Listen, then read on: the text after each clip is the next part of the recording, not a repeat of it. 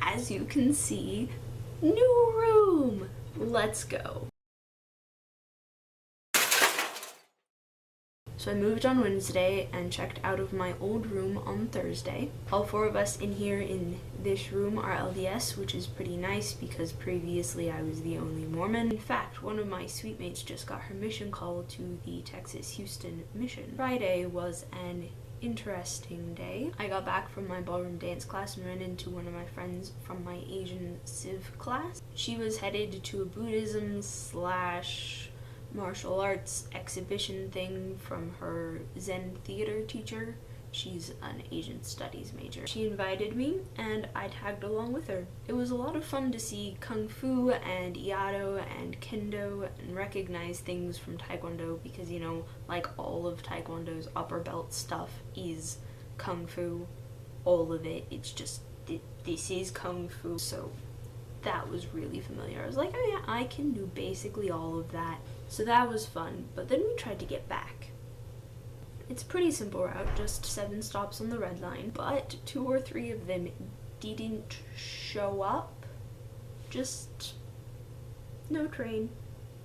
Don't know what happened. Well, I was supposed to be meeting one of my friends so that we could head over to Heber City to watch conference on Saturday and Sunday.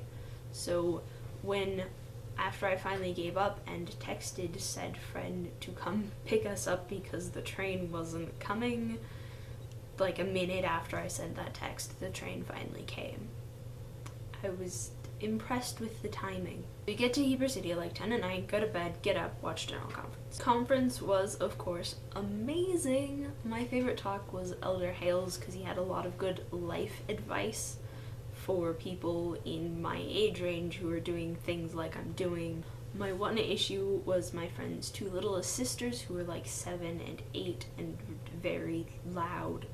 Thank you, Zach, for not being loud most of the time unless you and I both want to be loud and then I don't find it annoying. Backtracking to Thursday. The linguistics department does what's called a research and community event every Thursday, which I went to this last Thursday. The talk this week was about L2 acquisition, language 2 second language acquisition. The researchers wanted to know if/how orthography helps native English speakers who are learning Chinese for the first time, how it helps them differentiate tones, if it helps them differentiate tones.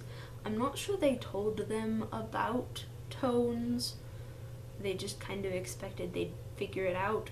I'm unclear on all of that, because as a Mandarin learner, the tones kind of pushed into my head most powerfully. Their research concluded that nothing really helped. Practice helped if they went through the test more times than on their final test they got more right, but that was about the only thing that was consistent. What they do is they had 2 words that each, of course, exist in the 4 tones, and they're associated with non-objects, which are like pictures of things that aren't objects in the real world. I'll try to find one and insert it in here. So you have fian, fian, fian, and fian, and then gi, gi, gi, gi, which are 4 different things. I say my tones way more obviously than a native Mandarin speaker would